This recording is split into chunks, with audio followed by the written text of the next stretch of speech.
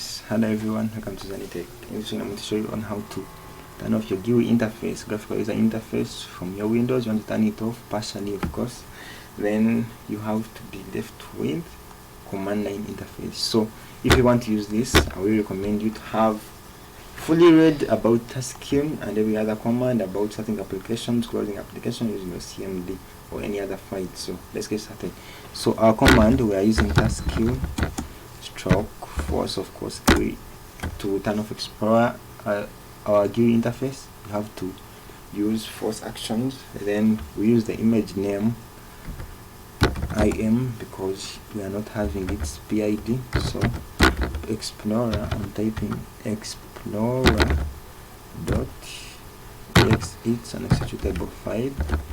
Then press enter. As you can see, our GUI interface has correctly gone. So when I minimize this, we'll only be left with only executing programs using command line interface. So to turn back to that, then we use Explorer, we use our command as start. So we use our command as start. As you can see right there, command is start, then Explorer dot exe, then press enter.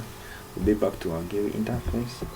So if you haven't gotten anything about this, I will recommend you to watch our next video on task queue and everything about it. But we have turned off only the GUI interface for our video. You can also use this, you can also save the command as a batch file.